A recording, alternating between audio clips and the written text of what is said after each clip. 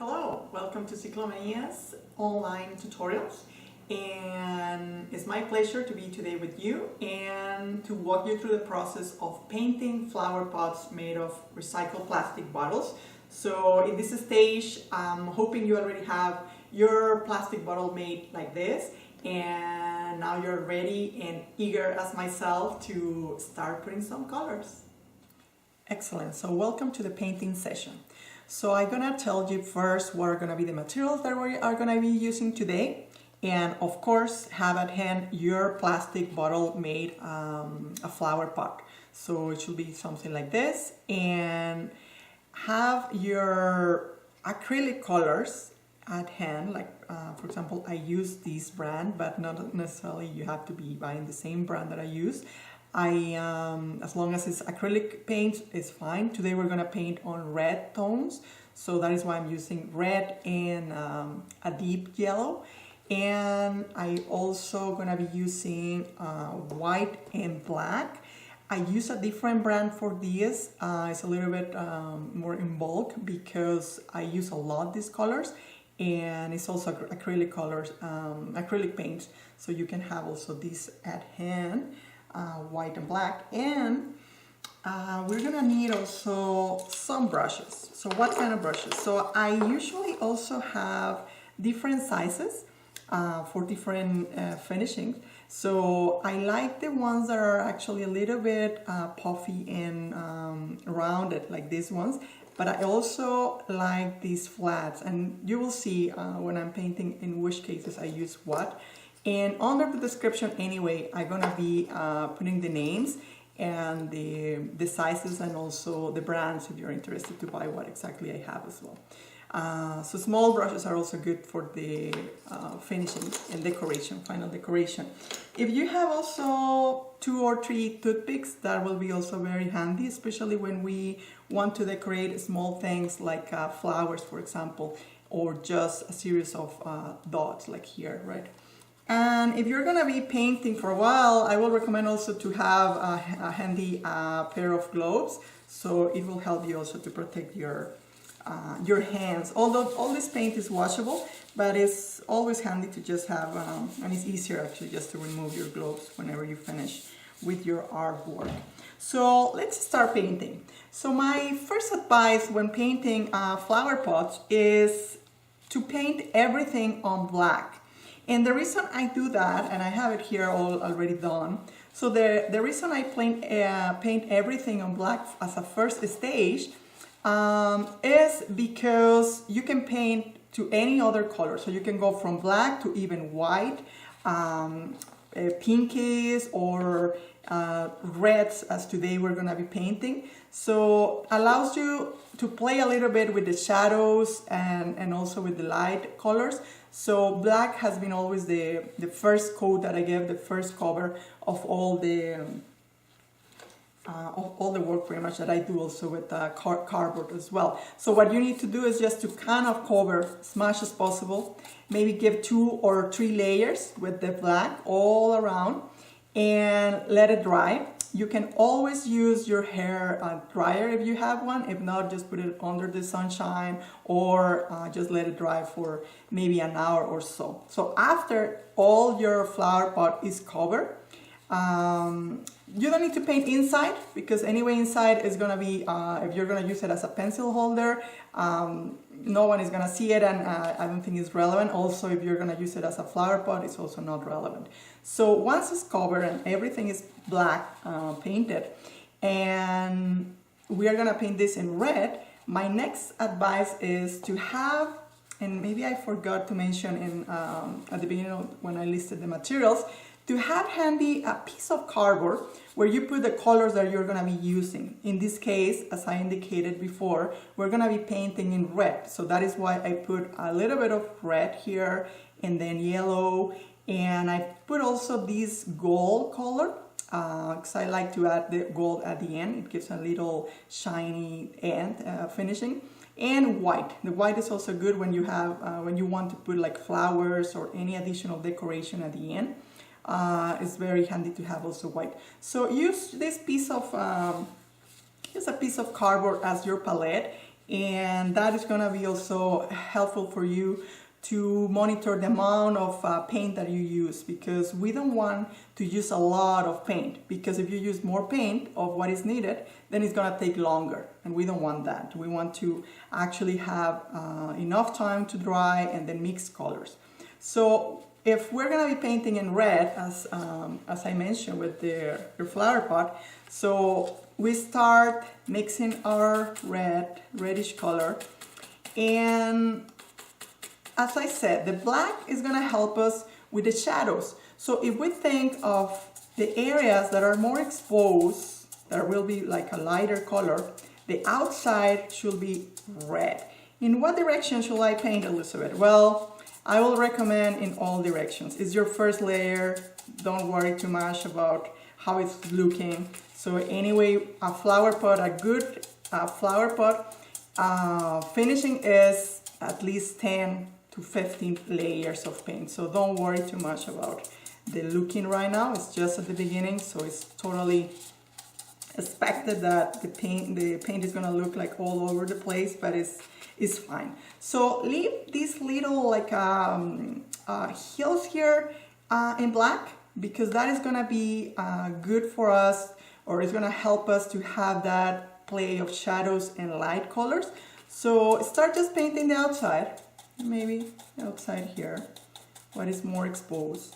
Leave those blacky areas like that, and here as well. So let's also start painting here to outside.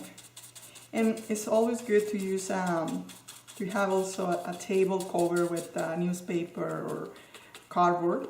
So it protects also your table from the paint. Some acrylic paints are a little bit difficult to remove from solid materials like tables or even clothes. So that is why it's also recommendable to have also an apron as well, and protect your table and your stuff as much as possible. So also a little bit of red here on the bottom.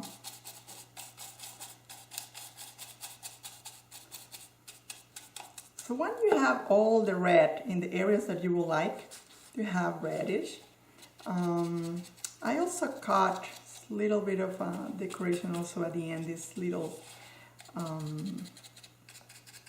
pieces. I'm also putting on red. Anyway, at the end, you can remove the red, or you can put any other tone if you want. Just cover as much as possible with the reddish.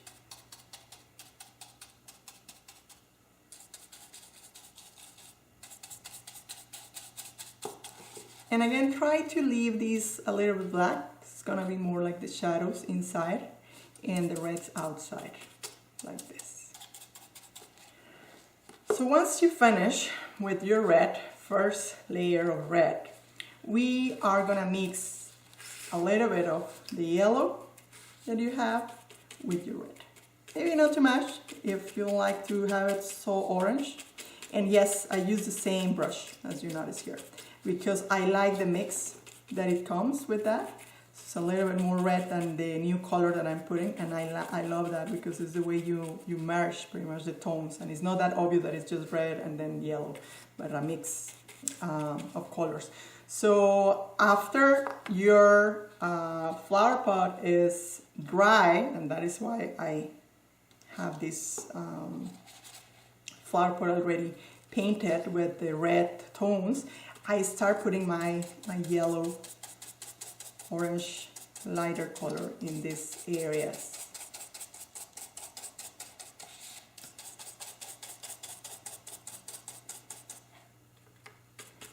And it's okay if one side is not as the same tone as the other one. At the end, you will notice that you can add always more yellow, or at the end you can correct, even adding a little bit more a darker reddish orange, and play a little bit with the tones. So it's just to make sure that you just leave a darker color where you want to give that depth and play with the shadows, with the light colors. So then just mix a little bit of my tones here in the top. And there's gonna be some areas in the plastic that it won't cover at the beginning, but don't worry, that's completely expected. Just let it dry and give another extra couple of layers of color, and then you will be able to cover those areas. So just make sure you put the colors, the lighter colors outside the top. The layers that are more exposed is where you can always actually do this. This is a faster way to get that lighter tone outside, and it gives also some texture. So you can do that as well.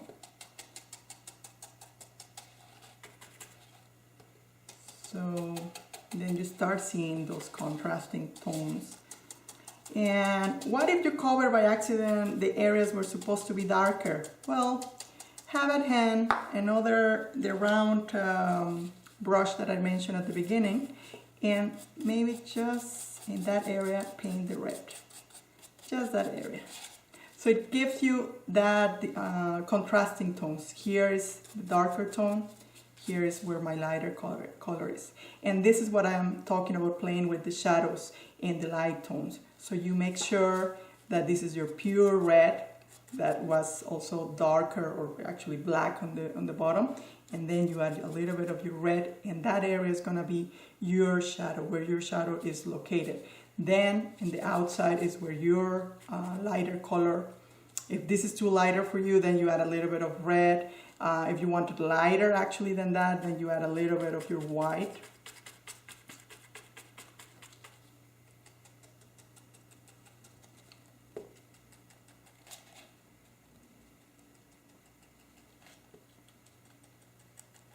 Something like this. Then hopefully you're able to see in the camera these contrasting tones. So we started with the dark, then we continue with the dark red, and then I mix the red with yellow, and then more yellow, and then finally a little bit of my white. So we're going from a higher area of darker to lighter colors. So the lighter colors are going to have less area. For example, in this case of the whites, I'm going to do the same here in the top. Just a little bit of white on the top, so a little bit of light, a little bit of shine, color, shiny color. And when I mentioned about the gold color is beautiful to use, just kind of a cover. Also, it gives that shiny protection and finishing. And after that, you can add the lacquer. So I don't know if you start appreciating what I'm saying here with the tones and kind of making like in this case like a sunset. So the mix of all the tones are all together. And again, when you see that it's too much of the mix, you just correct with your the rounded brush is easier. It allows you to go deep in this little hill and cover that and make it more contrasting tones.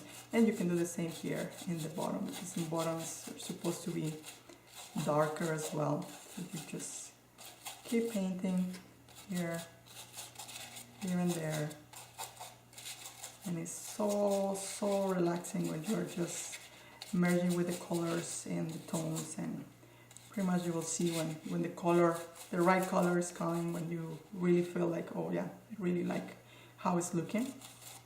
And after that, again, you wait a few minutes, maybe an hour, until it's completely dry, and then the decoration finishing, the last stage comes, and it's when you start putting your dots, your flowers or little decorations. And you use your the toothpick that I mentioned at the beginning. And at this stage, you can also remove your gloves and start just decorating.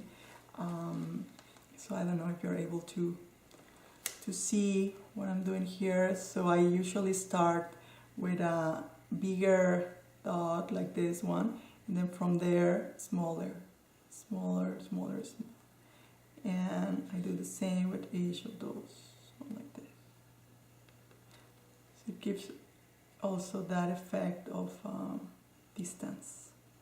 So it's incredible that the color and the size, it gives that perspective and that depth to your final touch. And you can mix colors, and like this toothpick allows you to use it almost like a pencil. So you can always do that and have fun. This is also very, very relaxing to do. And if you mix tones, if you mix colors here, it's also looking very, very good. And I don't know if you are able to see how I soften the colors. So at the end, when you have your flower pot like this, you put a little bit of your gold tone to cover, and it's gonna give this kind of shiny, I don't know if you're able to see it, but shiny tone at the end, and also kind of helps with merging this dark red with the other tones, and it actually gives and plastify a little bit more the whole flower pot at the bottom as well. Especially here, I will recommend to paint a lot on the bottom, because it's where it's gonna be more in friction with the table or wherever you put it. So it's good to have more paint there, and if you're gonna put the lacquer at the end, it's gonna be also protecting the material, and it can last. I have my first flower pot for almost 15 years when I pretty much started, so it can really last. So yeah, so it's pretty much that's the secret to paint your flower pot made of plastics. So I really hope you enjoy the journey and share your masterpieces with me, and follow us on social media, Ciclomanias.com. So thank you so much for watching. Hello, well, I hope you enjoy it as I did, and I hope you are also willing to share your masterpieces with us. And we're very active on social media, so we're looking forward to see your end products, your flower pots or your pencil holders, whatever the use you're gonna have for your pot. And so if you have any comment or feedback, please feel free to send us under the video, YouTube, or email us. So we're very active on our social media. You can use the hashtag Ciclomanias, and again, it's in the description, the name as well, and the hashtag that we use, so you can always link your work with us.